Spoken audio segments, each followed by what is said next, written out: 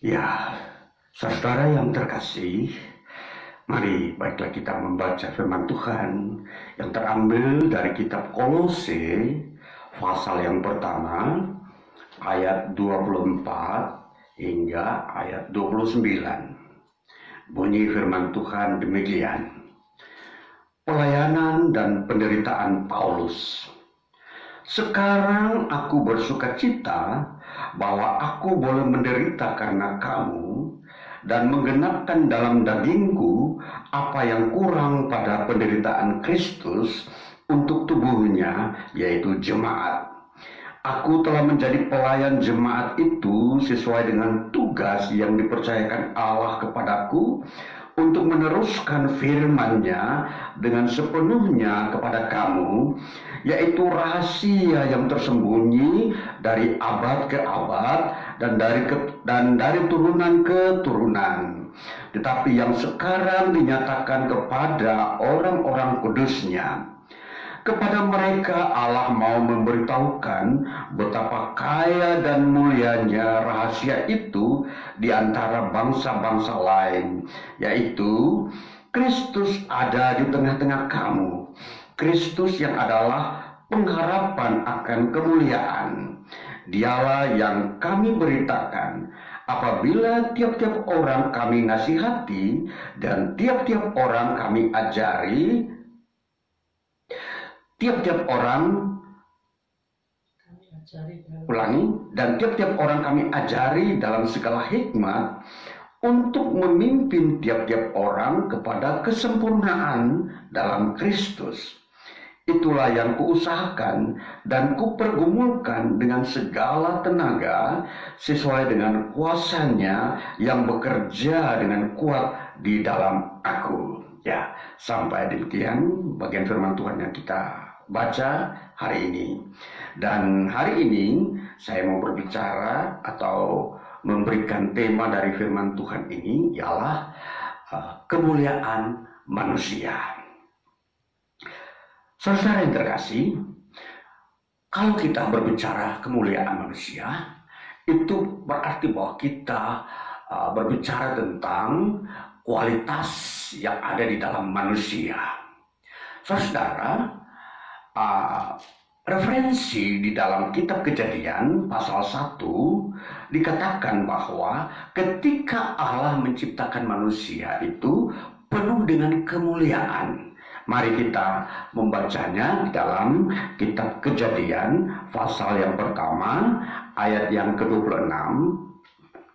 Kita membaca dulu kitab Kejadian pasal 1 ayat yang ke-26, bunyinya demikian. Berfirmanlah Allah, baiklah kita menjadikan manusia menurut gambar dan rupa kita, supaya mereka berkuasa atas ikan-ikan di laut dan burung-burung di udara dan atas ternak dan atas seluruh bumi dan atas segala binatang melata yang merayap di bumi. Ayat 27, maka Allah menciptakan manusia itu menurut gambarnya. Menurut gambar Allah diciptakannya dia, laki-laki dan perempuan diciptakannya mereka. Ayat 28, Allah memberkati mereka, lalu Allah berfirman kepada mereka, beranak cuculah dan bertambah banyak, penuhilah bumi dan taklukkanlah itu, berkuasalah atas ikan-ikan di laut dan burung-burung di udara dan atas segala binatang yang merayap di bumi. Nah, ini saudara-saudara, gambaran mengenai kemuliaan manusia. Allah menciptakan manusia pada mulanya sempurna adanya, dan itulah disebut kemuliaannya manusia. Artinya bahwa sifat-sifat Allah, karakter Allah itu ada di dalam diri manusia. Pengetahuan yang dimiliki manusia, kuasa yang dimiliki oleh manusia atas alam ini atau atas ciptaan yang lainnya itu ada. Dan inilah kemuliaan manusia. Jadi era di mana manusia pertama hidup, yaitu Adam dan Hawa, manusia pernah hidup di dalam kemuliaan yang sempurna ini. yaitu terjadi pada era Adam dan Hawa pada mulanya. Jadi mereka berdua saja yang pernah menikmati kemuliaan yang ada pada manusia. Jadi kalau kita mau bertanya tentang kemuliaan yang ada dalam diri manusia, tentunya kita bertanya kepada Adam dan Hawa. Mereka akan menceritakan semua kesempurnaan yang pernah mereka alami atau mereka hidupi di dunia ini pada awal penciptaan. Nah, jadi ini tentunya ini semua orang tidak akan tahu, dan kita tidak mungkinlah bertemu dengan Adam dan Hawa. Tetapi tentunya kalau kita melihat dari rentetan seluruh sejarah kehidupan manusia, tentunya Adam dan Hawa pasti menceritakan kepada anak-anak cucunya, dan mereka akan memiliki pengetahuan itu. Namun realita daripada pengetahuan itu tidak lagi menjadi wujud nyata dalam hidup anak cucu mereka setelah Adam dan Hawa jatuh dalam dosa. Nah, disinilah yang kita akan melihat bagaimana batasan kemuliaan yang sempurna pada manusia itu ada dalam diri manusia, yaitu ketika Adam dan Hawa jatuh dalam dosa, maka kemuliaan itu hilang dari mereka.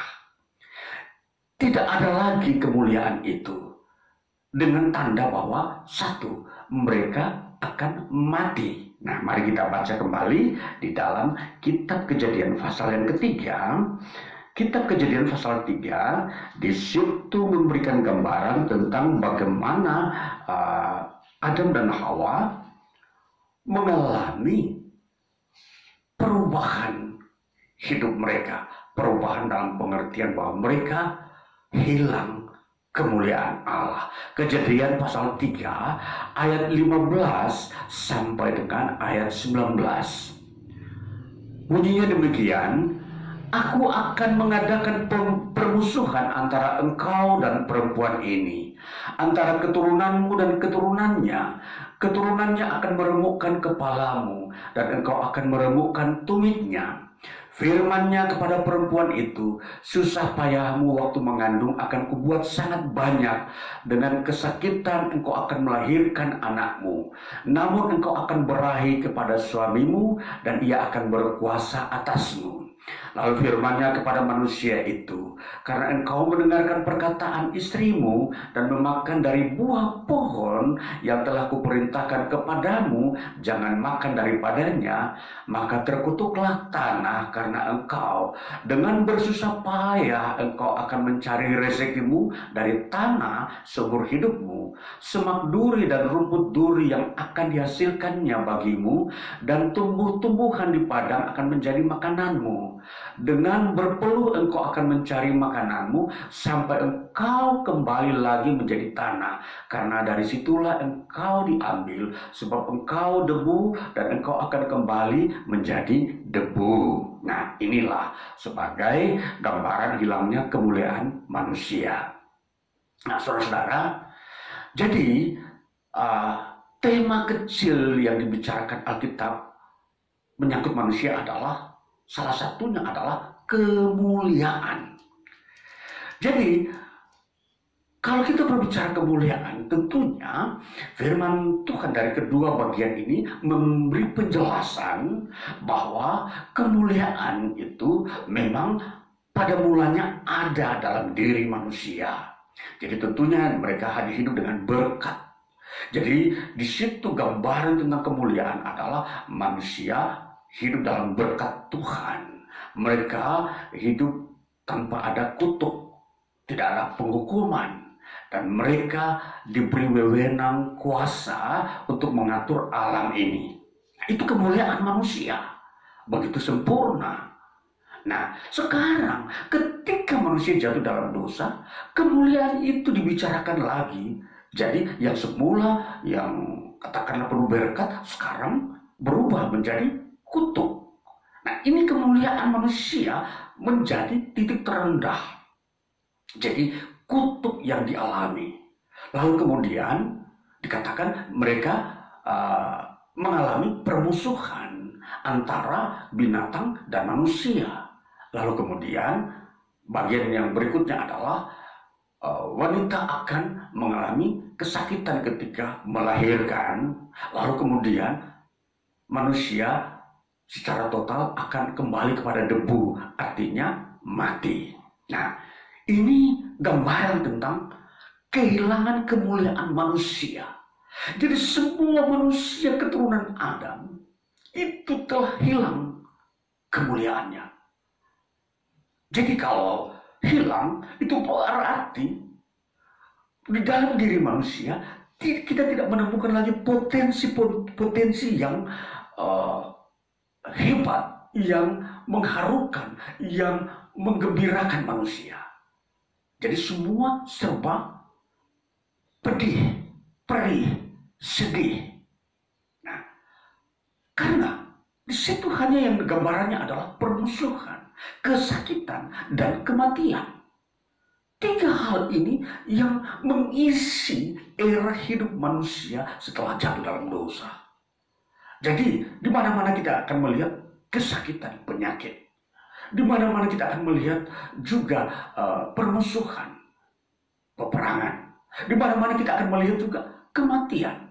Dan 3 hal ini sudah diketahui oleh semua orang sampai detik ini. Semua orang mengerti 3 unsur ini yang dialami oleh manusia. Penyakit, permusuhan, dan kematian. Ini sebuah fakta dan realita, dan itu berarti bahwa firman Tuhan, Alkitab ini membuka kebenaran-kebenaran yang ada di dalam diri manusia sampai hari ini. Nah, apa yang kita baca di dalam kitab Kolose pasal yang pertama tadi, itu berbicara tentang kemuliaan, di mana kemuliaan itu akan dihadirkan oleh Kristus Yesus untuk menggantikan kemuliaan manusia yang tadi hilang. Ya, kalau kita baca dalam Kolose pasal 1 sudah kita baca tadi, yang kita lihat di situ bahwa yang terpampang di dalam bagian ini bahwa Rasul Paulus dengan begitu giat dan bahkan rela menderita untuk memberitakan kemuliaan yang ada di dalam Kristus Yesus kepada semua orang, agar semua orang umat manusia di muka bumi bisa menemukan kemuliaan yang hilang itu. Jadi, apa tujuan akhir ketika manusia mendengar Injil Kristus dan menerima Kristus dalam hidupnya? Ialah kemuliaan yang kita sudah lihat tadi, yang penuh dengan permusuhan, penuh dengan kesakitan, dan penuh dengan apakah kematian, itu akan digantikan atau diubahkan oleh Kristus menjadi berkat kembali. Jadi akan berubah menjadi tidak adalah kutuk lagi. Yang tentunya di sini kita akan berhadapan dengan kelepasan, pembebasan dari kutuk. Nah, jadi kalau kita melihat gambaran kutuk tadi yang disebut penyakit, permusuhan, dan kematian ini diganti oleh Kristus dengan kebangkitan, damai, dan kesembuhan. Nah, 3 unsur ini itu ada di dalam Kristus Yesus. Itulah sebabnya Paulus berkata ada kemuliaan yang begitu besar dalam Kristus Yesus ketika manusia menerima Dia. Kita baca di dalam Kolose pasal 1 tadi, kita sudah tentunya melihat, tapi saya ingin mengangkat atau menyinggungnya di dalam ayat yang kita baca pada ayatnya yang ke-27, dikatakan begini. Kepada mereka Allah mau memberitahukan betapa kaya dan mulianya rahasia itu di antara bangsa-bangsa, yaitu Kristus ada di tengah-tengah kamu. Kristus yang adalah pengharapan akan kemuliaan. Ayat 28 lanjut. Dialah yang kami beritakan apabila tiap-tiap orang kami nasihati dan tiap-tiap orang kami ajari dalam segala hikmat untuk memimpin tiap-tiap orang kepada kesempurnaan dalam Kristus. Nah, ini saudara-saudara, bahwa kesempurnaan yang ada dalam Kristus itu menyangkut kemuliaan yang dimiliki manusia yang telah hilang tadi, yang telah hancur rusak karena dosa yang dilakukan oleh manusia. Nah, jadi ini saudara-saudara, kita harus memperhatikan bahwa kalau kita ingin melihat jati diri manusia yang penuh dengan kemuliaan yang di dalamnya ada berkat, maka hanya di dalam Kristus Yesus manusia menemukannya. Manusia akan mendapatkan kembali apa yang telah hilang dari dalam dirinya. Yaitu kita sudah melihat tadi, apa yang disebut berkat itu telah hilang. Nah, jadi kalau kita menerima Kristus, artinya kita menemukan kemuliaan kita lagi. Bahwa kita akan berbahagia, kita akan merdeka, kita akan menjadi orang-orang yang memiliki masa depan, yaitu hidup kekal di dalam era kita menghadapi masa yang akan datang. Dan tentunya saudara-saudara, kalau kali ini firman Tuhan berbicara kalau kematian memang betul-betul masih tetap kita alami. Namun Yesus berkata pasti akan ada kebangkitan. Dan kebangkitan itu akan menuju kepada hidup yang kekal, hidup yang sesungguhnya, hidup yang abadi. Inilah yang disebut kemuliaan Kristus. Kemuliaan yang Tuhan mau berikan kepada kita sebagai umat ciptaannya. Agar kita menemukan kembali kehidupan kekekalan itu. Jadi Tuhan menciptakan manusia mempunyai tujuan agar mereka memiliki hidup yang kekal. Nah, jadi gambaran ini kita akan masuk ke dalam hal-hal kemuliaan itu. Di dalam kemuliaan Kristus, kita akan menemukan ada 3 unsur yang kita harus ketahui tentang kemuliaan itu. Pertama, kemuliaan itu dia bersifat rahasia. Saudara, kalau kita berbicara rahasia berarti hal yang tersembunyi, yang tidak semua orang bisa ketahui dan tidak bisa semua orang bisa menemukannya secara mudah. Jadi kemuliaan itu dia bersifat rahasia. Apa itu rahasia? Kalau kita memperhatikan istilah rahasia dalam bahasa Yunani yang disebut sebagai mysterion. Mysterion ini yaitu menyangkut rahasia kerajaan Allah. Saudara, jadi di sini kemuliaan ini menyangkut hal kerajaan Allah yang memang tidak semua orang umat manusia mengetahuinya. Dengan kata lain bahwa sepanjang hidup manusia di dunia ini, katakanlah mulai setelah manusia jatuh dalam dosa sampai sebelum Yesus Kristus lahir atau hadir di bumi, itu kerajaan Allah itu menjadi sesuatu rahasia. Apa itu rahasia? Tersembunyi, tidak diketahui, tidak satu ilmu yang manusia miliki atau yang manusia tahu, tidak pernah menemukan tentang ilmu tentang kerajaan Allah. Makanya ini disebut rahasia. Ini kemuliaan. Berbicara tentang kemuliaan Kristus itu, ini ada unsur rahasia. Nah, jadi hal yang tersembunyi. Jadi kalau itu diberitakan, maka itu akan diberitakan atau diberikan kepada umat manusia menjadi pengetahuan.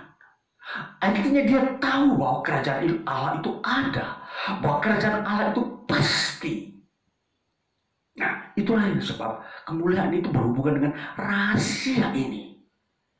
Jadi sepanjang Kristus Yesus hadir di muka bumi, itu rahasia itu dibukakan, rahasia itu diberikan kepada umat manusia supaya mereka memilikinya. Lalu kalau kita memperhatikan, Kalau kita umat manusia sudah menerimanya, dan itu ada dalam Kristus dan Injilnya, maka kita umat manusia telah menemukan kemuliaan manusia yang telah hilang. Di sini kunci kemuliaan manusia. Tidak ada di tempat lain. Kristus membawa kemuliaan ini bagi manusia. Karena memang itu haknya manusia. Manusia diciptakan oleh Allah dilengkapi dengan kemuliaan. Namun karena dosa kemuliaan itu hilang, namun Kristus datang membawa kemuliaan itu. Itulah sebabnya ketika Kristus datang ke dunia ini, Kristus datang itu mengampuni dosa manusia. Sehingga kemuliaan itu bisa pulih kembali di dalam diri manusia. Inilah rumusan-rumusan bagaimana kita mengerti tentang Kristus.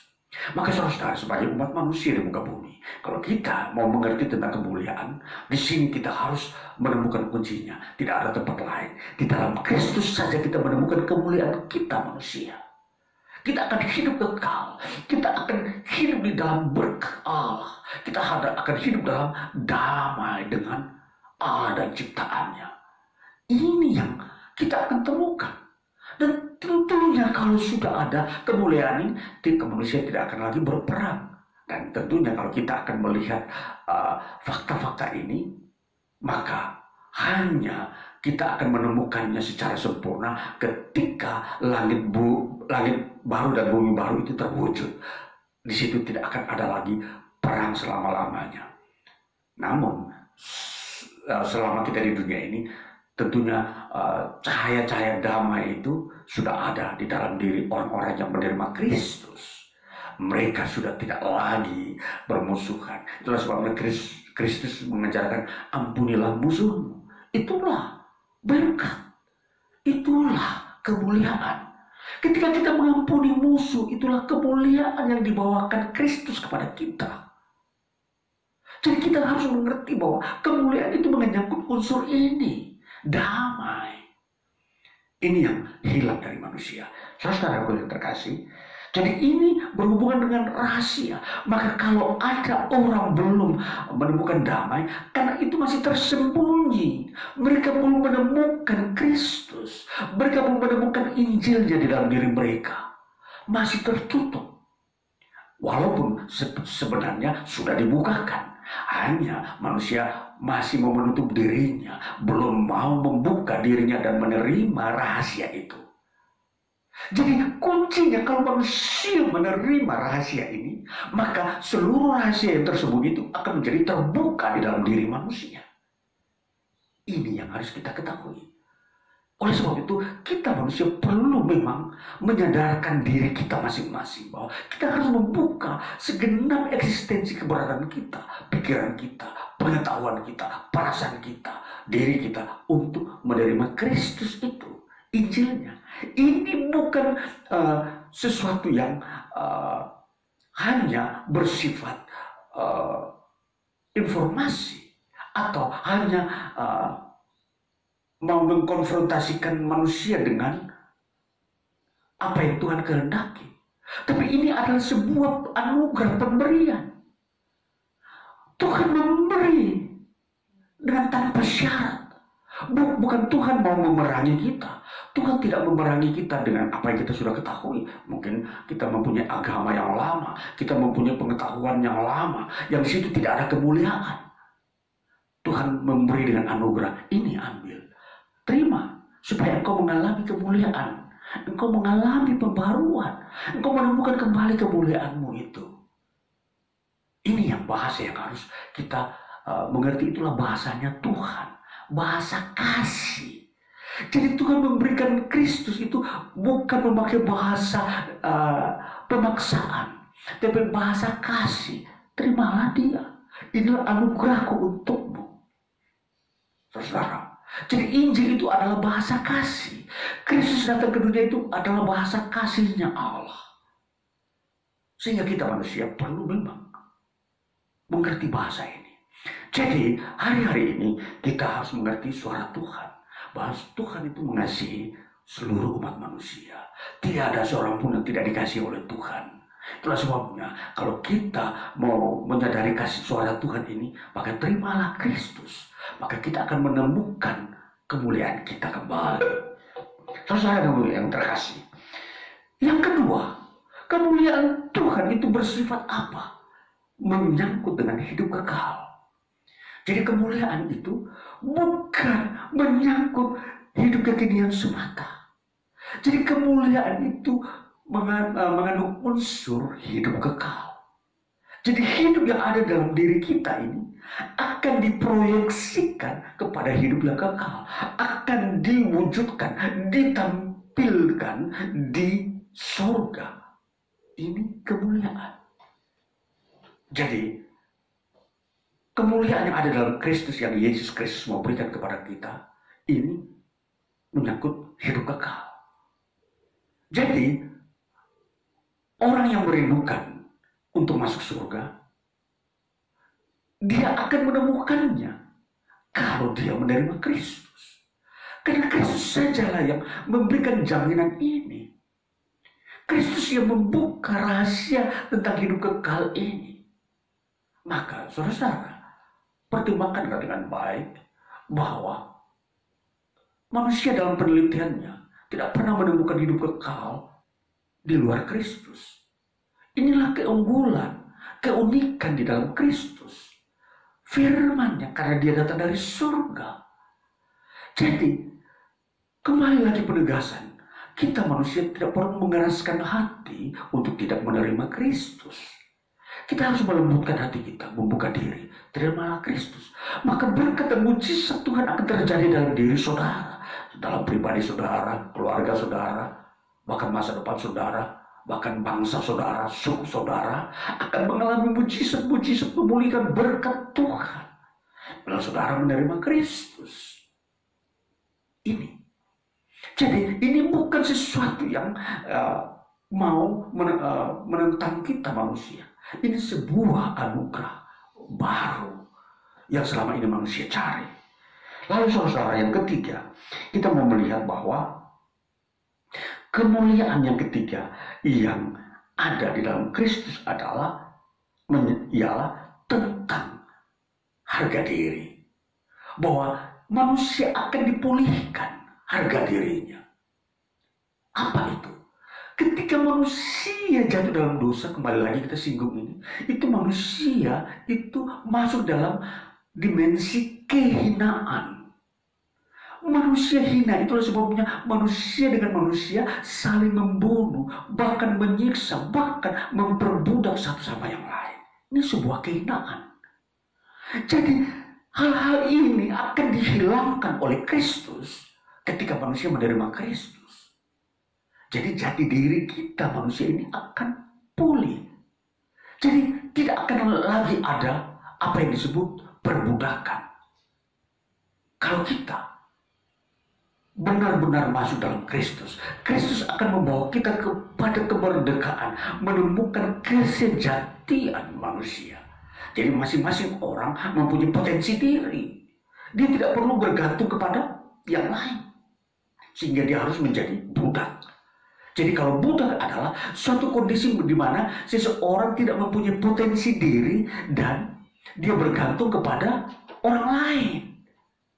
Nah, ini saudara yang kita harus lihat. 3 unsur menyangkut kemuliaan Kristus Yesus yang akan diberikan kepada manusia. Saudara yang terkasih, kembali kita mau melihat bahwa kalau kita mau melihat antara kemuliaan Kristus dan kemuliaan manusia jauh berbeda. Artinya, sekarang ini manusia sedang membangun kemuliaannya tanpa kemuliaan Kristus. Contoh, sekarang ini ilmu pengetahuan manusia sudah pakai untuk membangun manusia atau menolong manusia dari kesakitan maupun dari penderitaan. Ya. Nah, jadi hal-hal ini yang kita harus mengerti bahwa kemuliaan yang dibangun oleh manusia itu terbatas. Itu sementara. tidak abadi. Ya, jadi contoh kalau kita memperhatikan apa yang manusia bangun menyangkut kemuliaan dirinya. Ketika manusia sakit, manusia mempelajari apa yang mereka sebut sekarang obat untuk menolong manusia agar manusia sakit. Yang kedua, ketika manusia berselisih atau berperang, manusia mencari ilmu pengetahuan bagaimana untuk menyelesaikan pertengkaran. Akhirnya terjadi istilahnya harus ada yang mengalah, artinya harus ada yang menjadi budak. Ini kemuliaan manusia. Ilmu pengetahuan yang manusia bangun menyangkut kemuliaannya ini berkisar di sekitar ini. Lalu kemudian manusia itu ingin mencari kerajaan Allah atau surga itu. Dia mulai mendirikan sebuah ibadah-ibadah yang menurut dia itu bisa menolong dia. Akhirnya dia membangun apa yang disebut agama-agama atau kepercayaan-kepercayaan yang dia anggap, ya, kita harus tanda petik anggap bahwa itu dapat menemukan kerajaan surga. Maka kita menemukan sekarang begitu banyak kepercayaan-kepercayaan yang timbul di tengah dunia ini yang membicarakan tentang masa depan manusia, yaitu kekekalannya. Nah, saudara, ini kemuliaan manusia.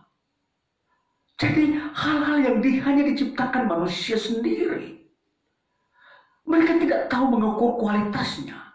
Padahal kalau dibandingkan dengan firman Allah, kualitas yang dibangun oleh kemuliaan manusia ini itu sementara.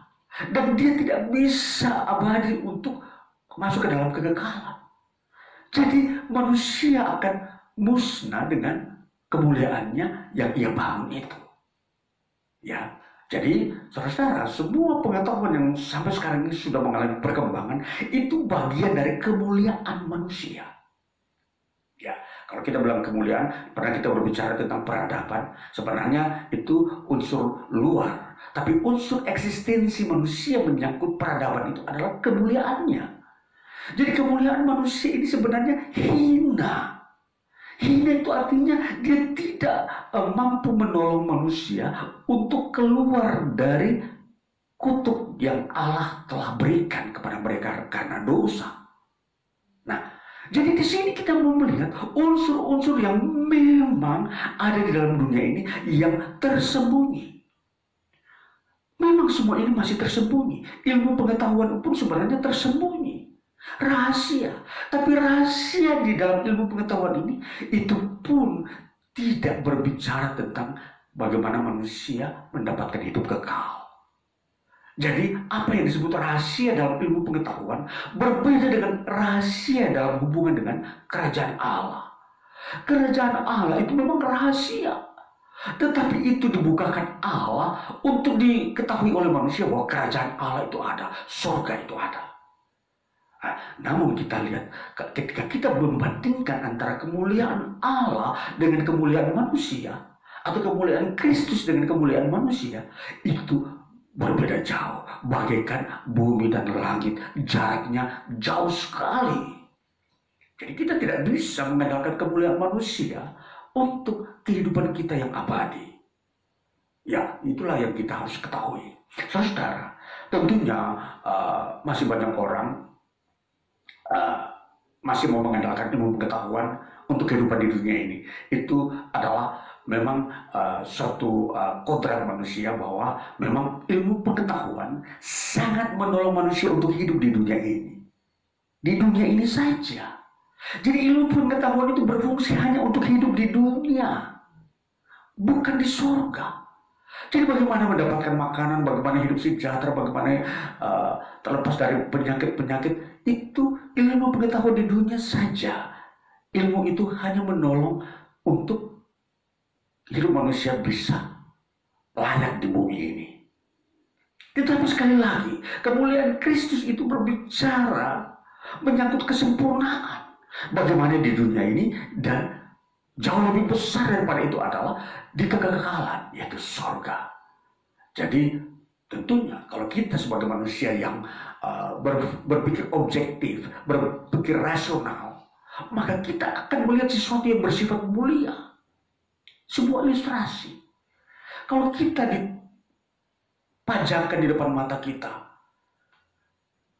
setumpuk benda-benda mulia seperti emas, di situ emas yang asli dengan emas sepuhan warnanya sama.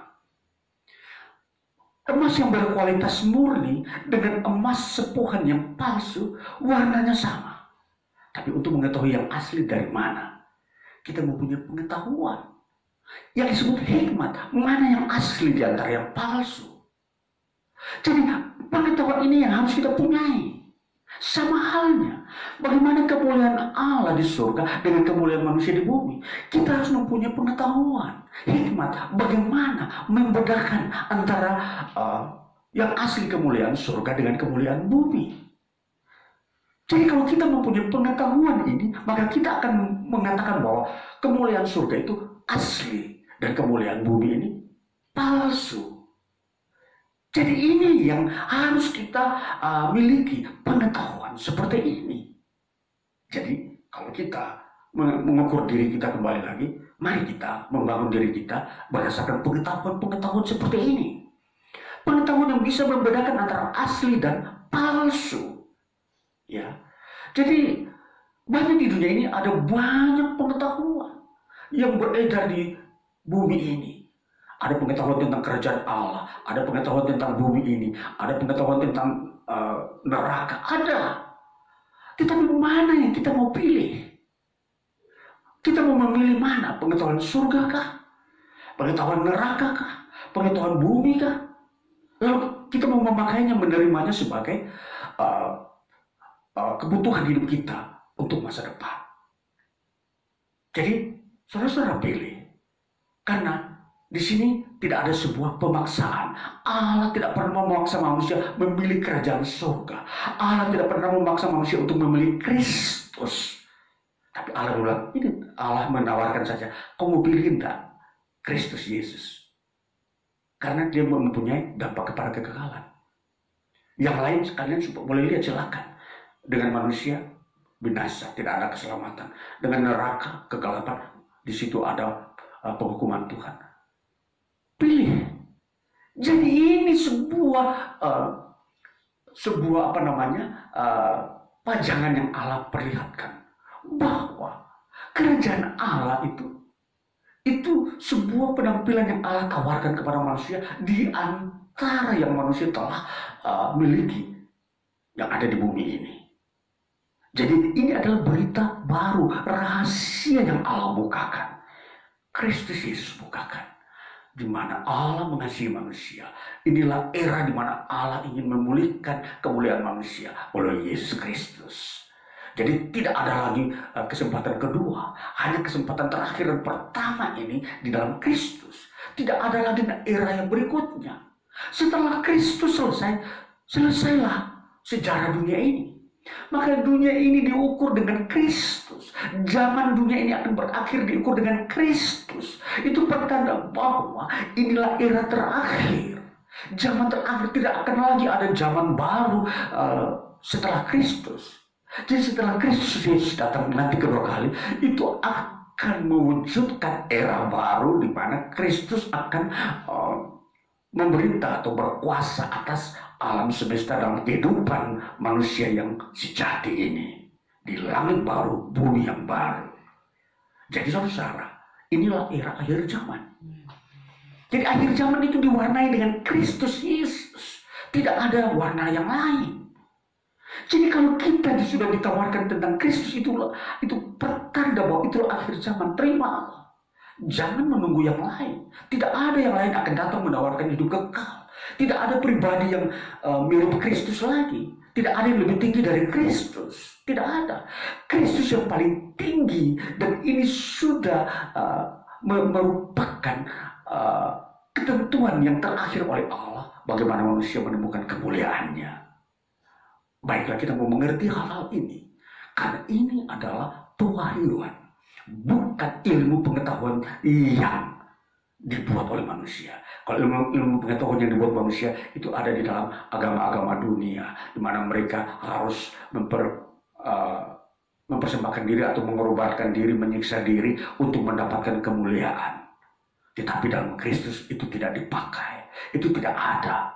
Hanya dikatakan di situ kita mengalami damai sejahtera dengan Kristus. Itu anugerah. Kita tidak dibebankan 1 rupiah pun untuk mendapatkan kemuliaan. Kita tidak perlu diminta oleh Tuhan kelelahan sedikit pun untuk mendapatkan kemuliaannya.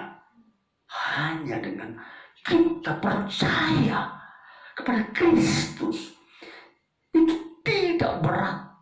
Percaya kepada Kristus itu tidaklah sukar. Tidak melalui uang, tidak melalui pengetahuan. Anda tidak sekolah pun, Anda percaya Kristus, Anda masuk surga. Anda tidak mempunyai latar belakang pengetahuan. Barangkali ada orang miskin, tidak pernah sekolah menikmati pendidikan. Anda mungkin tidak berhasil dalam dunia pendidikan, tidak berhasil dalam dunia pekerjaan, tidak berhasil dalam dunia bisnis. Anda tidak perlu khawatir. Karena itu bukan kemuliaan-kemuliaan yang sesungguhnya. Kemuliaan yang sesungguhnya adalah hidup kekal. Maka orang yang masuk surga tidak mempunyai syarat-syarat yang sukar. Dia tidak perlu pintar baru masuk surga. Dia tidak perlu kaya baru masuk surga. Dia tidak perlu bekerja dulu masuk surga. Tidak, itu tidak ada syarat. Jadi hanya percaya kepada Yesus Kristus. Begitu sederhana, engkau masuk surga. Itu yang dicari oleh orang-orang pandai pada. Namun mereka tidak menemukannya karena mereka mengandalkan pengetahuan manusia dan kekayaannya. Tapi kalau saudara miskin, hanya percaya kepada Yesus Kristus, saudara menemukan kemuliaanmu kembali. Ini saudara-saudaraku yang terkasih. Jadi sepanjang hidup kita di dunia ini, ketika kita sudah percaya kepada Kristus, janganlah saudara menganggap remeh iman yang saudara miliki terhadap dunia ini. Mungkin saudara mencari pekerjaan sukar. Jangan saudara mengorbankan iman yang memberikan hidup kekal itu untuk mendapatkan pekerjaan. Jangan. Dan hal-hal yang menyangkut di dunia ini, bahkan jabatan-jabatan apapun, ini yang harus kita mengerti, bahwa ini kemuliaan jati diri manusia. Jadi keselamatan itu menyangkut kemuliaan kita. Jadi ini bukan barang-barang tahayu, ini bukan filosofi. Kemuliaan itu adalah kebenaran Allah, bukan filosofi manusia. Jadi kemuliaan ini menyangkut wahyu yang Tuhan sediakan bagi umat manusia. Maka saudara, peganglah teguh diri saudara dalam di hadapan Kristus, bahwa saudara telah menemukan kemuliaan itu ketika saudara percaya kepada Kristus. Ini kemuliaan yang menjadi rahasia berabad-abad. Sepanjang Yesus Kristus belum datang ke bumi, ini menjadi rahasia.